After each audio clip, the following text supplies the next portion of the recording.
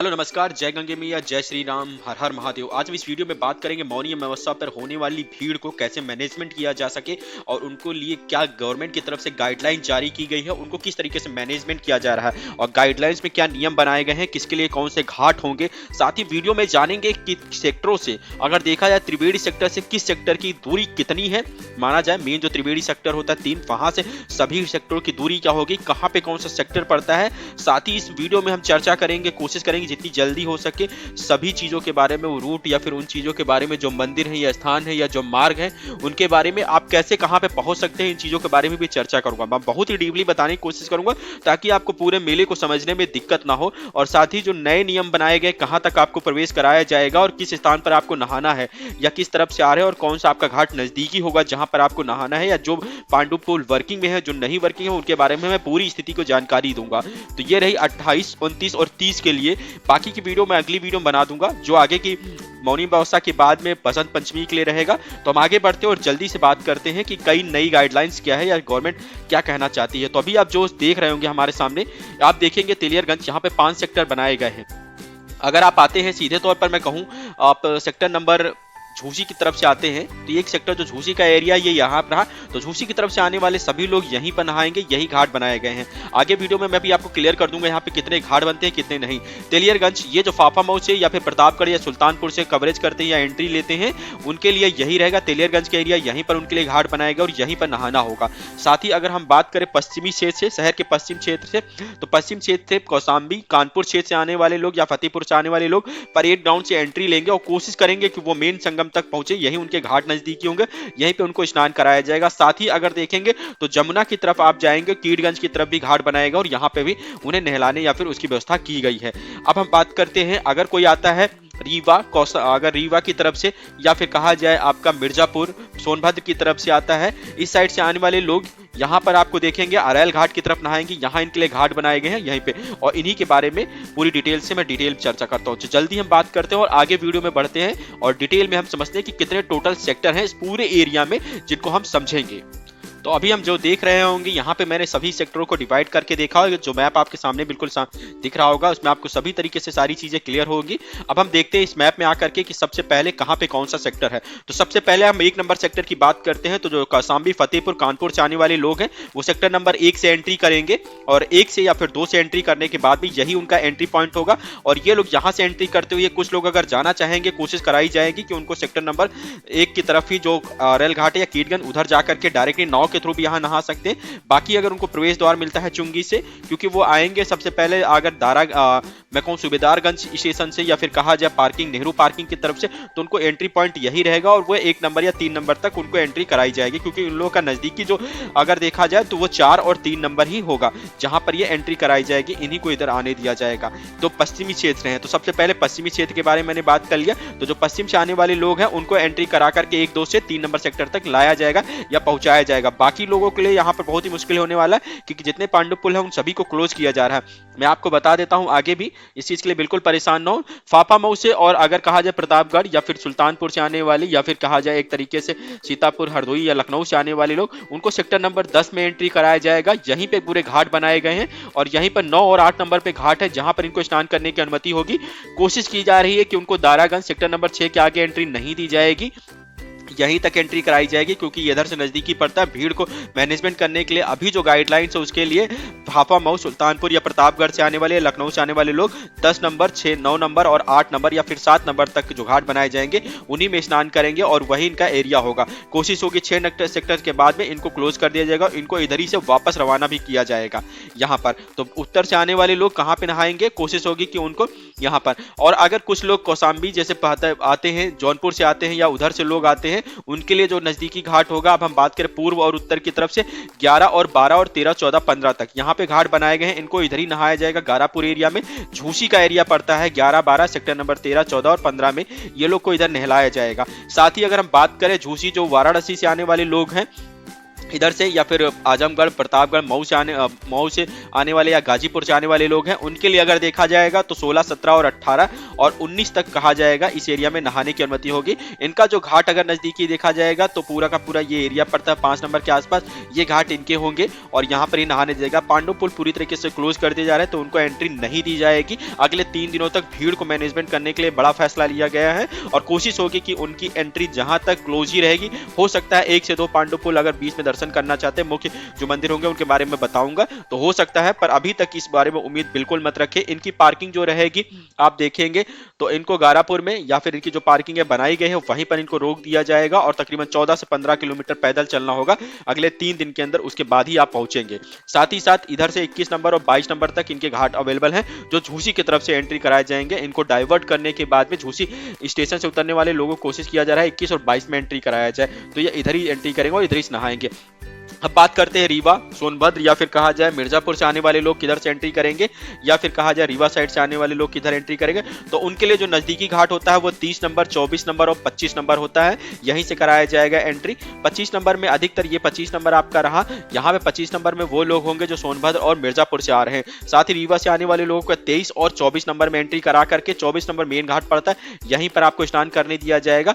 कोशिश होगी, बहुत से लोगों का अधिकतर प्लान होता है कि संगम में तीर्थ स्नान में जाकर के, तो बात क्या है जमुना जी में भी डिवाइडेशन लगा दिया गया है पूरी तरीके से और कोशिश होगी ये बंद रहेगा।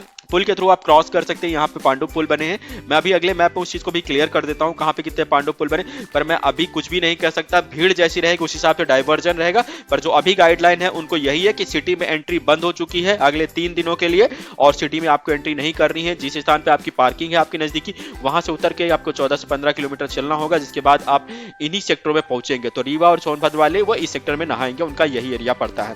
तो ये रहा पूरा का पूरा वो लोग जहाँ अपने स्थान पर या जिस हिसाब से जिधर लोग नहाना पड़ता है उनके जो घाट बनाए गए हैं मैंने दिशा के अनुसार बता दिए पूर्व पश्चिम की तरफ से। अब अगले मैप में हम समझते हैं कहाँ पे क्या पड़ता है जल्दी से, ताकि छोटे ही से वीडियो में जितना ज्यादा हो सके कवर हो सकता है, क्योंकि ज्यादा बातें हैं तो ज्यादा कवर कर पाना मुश्किल है, फिर भी मैं कोशिश कर रहा हूँ ज्यादा से ज्यादा आपको बता सकूं इस बारे में। तो जल्दी से हम अगले वीडियो में आते हैं और यहाँ पर देख लेते हैं आप मैप में आप बहुत सारी चीज़ें क्लियरली हैं जो कि आपको देखेंगे जो विकास प्राधिकरण या फिर कहें मेला प्राधिकरण की तरफ से जारी किया गया है, उसी में मैं आपको सारी डिटेल क्लियर कर देता हूँ।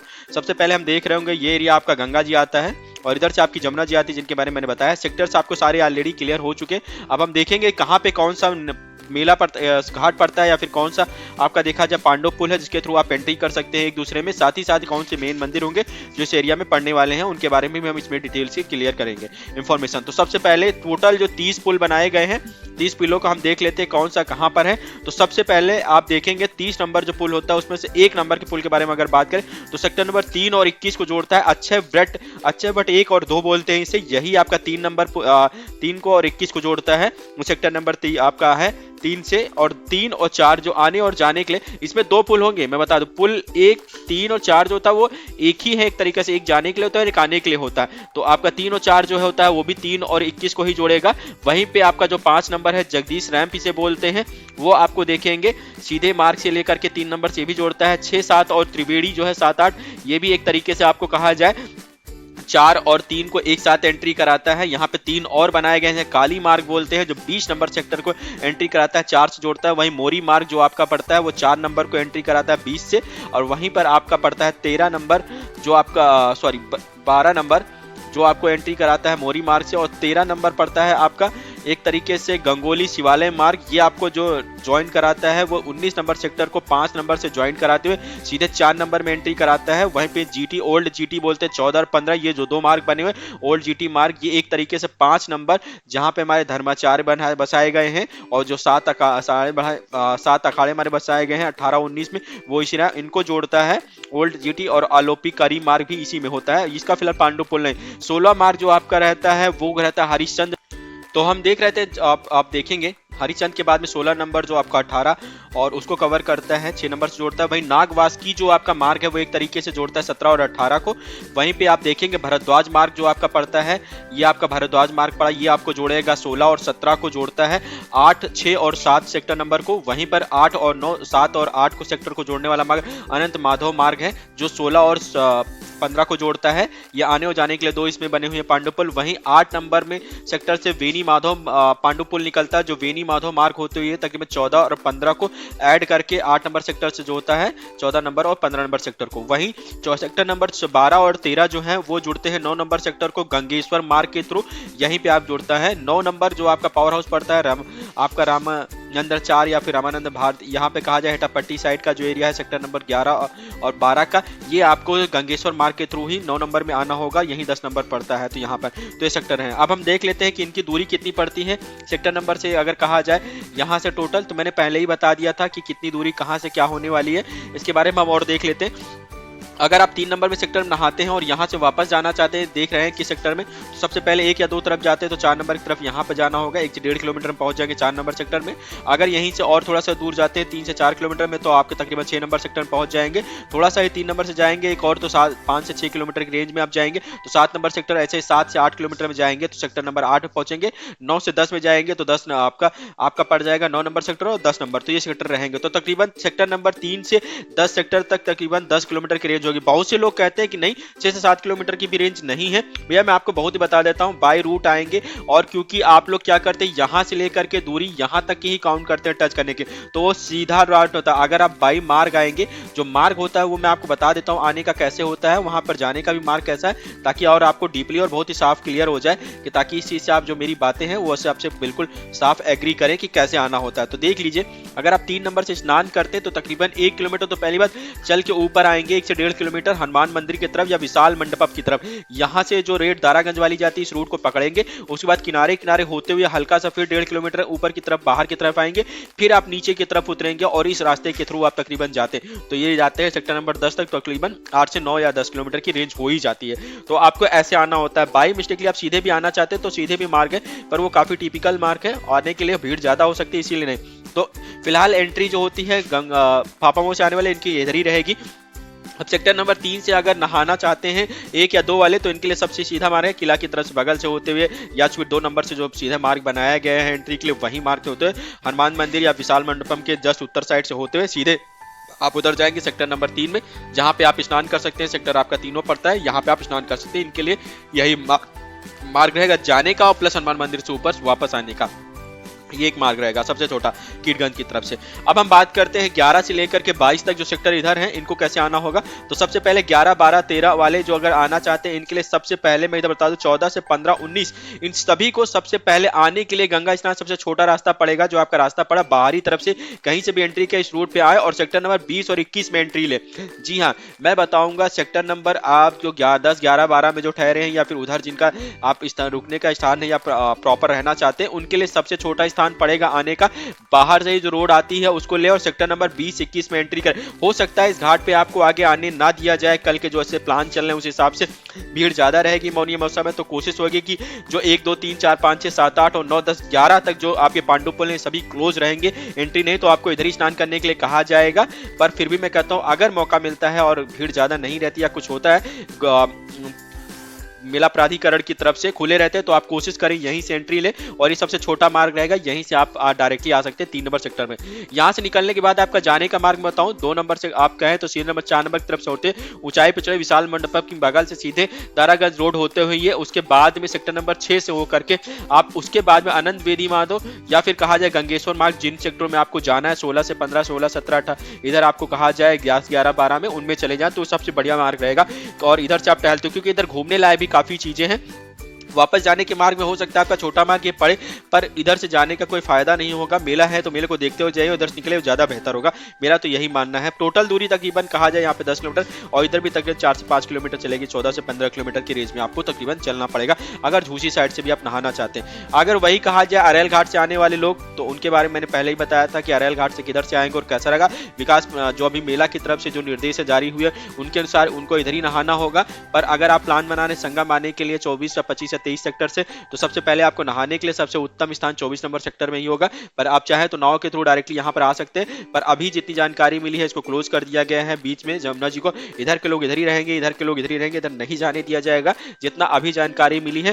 पर अगर फिर भी मैं कहता हूं आप आना चाहते सेक्टर नंबर 3 में, तो आपके लिए जो साधन रहता है वो सबसे बढ़िया रहेगा कि आप चक्रमाधव या सोमेश्वर या बल्लभाचार्य टेंट सिटी इन 3 पुलों के थ्रू आप डायरेक्टली क्या करें, एंट्री करिए 24 या 22 नंबर सेक्टर में, और 21 या 20 से कोई भी पांडु पुल अगर खुला हुआ मिलता है 3 या 4 में एंट्री के लिए, तो आप बिल्कुल एंट्री करके यहाँ पे नहा सकते हो, और ये आपके लिए सबसे बढ़िया और सबसे उत्तम स्थान होता है। स्नान करने के बाद हनुमान मंदिर के दर्शन करने के बाद शंकर विवाह मंडप के साथ चाहे तो 2 नंबर 1 नंबर को होते हुए नैनी ब्रिज के थ्रू आप यहाँ पे जाए, पैदल यात्रा के लिए सबसे उत्तम रहेगा, ये बढ़िया रहेगा, यही आपका सबसे अच्छा रहेगा। आपका जाने के लिए बाई रूट यहाँ से हो सकता है, आपको हो सकता है लेप्रोसी चौराहा या नैनी ब्रिज के नीचे जब आप पहुंचेंगे तो यहाँ से आपको साधन भी मिलने को उम्मीद है, इसके बाद अपने गंतव्य स्थान के लिए जा सकते हैं, तो ये सबसे बढ़िया रहेगा। इधर से कवर ये टोटल दूरी अगर हम कहा जाए 1 से 1.5 किलोमीटर आप पहले जाएंगे, आप ब्रिज चक्र माधव या पुल पांडु क्रॉस करने के बाद 22 या 21 में, उसके बाद में आप कहा जाए 21 से क्रॉस करने के बाद 1 से 1.5 किलोमीटर में आप नहाएंगे तो 3 से 4 किलोमीटर हो गया, 1 से 2 किलोमीटर फिर आप बाहर आएंगे 2 से 3 किलोमीटर में, 4 से 5 तो तकरीबन 7 से 8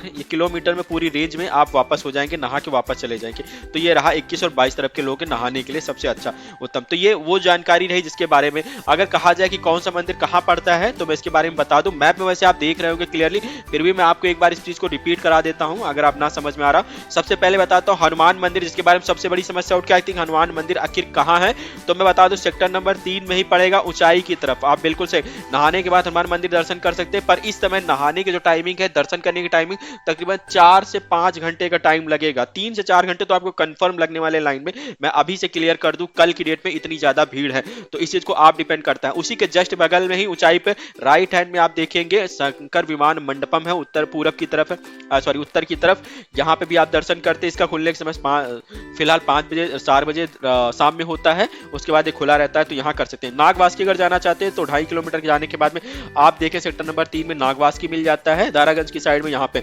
मनकामेश्वर अच्छे ब्रेड भी आपका हनुमान मंदिर के जस्ट उल्टे हाथ की तरफ में ही पड़ते हैं, आपको नहाने के तुरंत 1 किलोमीटर की रेंज में ही मिल जाता है, यहाँ पे आप दर्शन कर सकते हैं। तो ये मंदिर है। बाकी आदि वैष्णव मंदिर आपका सेक्टर नंबर 23 में है, चक्र माधव 24 में, सोमेश्वर आपका 24 में पड़ता है, साथ ही वही शंख माधव जो 22 में है, नागेश्वर आपका 22 में पड़ता है, समुद्रगुप्त ये आपके जो मंदिर है गंगुल ये झूसी की तरफ पड़ते हैं 20 और 19 में। वही आपका एक और मंदिर कहा जाए गंगेश्वर मंदिर जो पड़ता है, और कोटेश्वर मंदिर ये आपके 10 नंबर और 9 नंबर में अवेलेबल होते हैं या फिर मिलते हैं मंदिर। तो यहाँ से यहाँ तक स्टेशनों की जो दूरी रहे इसके बारे में ऑलरेडी मैंने वीडियो बना करके अपने चैनल पे अपलोड कर दिया है, जरूर चैनल को विजिट करें, और कोई डीपली चाहिए हो तो उसके बारे में कंफर्म करें और मुझे बिल्कुल कमेंट करें, मैं उस पर जरूर वीडियो बनाऊंगा। साथ ही आपको पूरी देखिए डीपली जानकारी मैं देने के लिए बहुत बार आता हूँ, पर वीडियो बहुत लॉन्ग हो जाता है जिससे आपको ही बोरिंग होने लगता है, तो मैं कोशिश करता हूँ जिस सवाल को पूछा जाता है उसको मैं कवर करूँ। तो अभी जो पूछा जा रहा था कि अभी जो 28, 29 और 30 जो बसंत पंचमी या फिर कहा जाए मौनी मौसम में गाइडलाइन क्या थी उसके तहत क्या हुआ,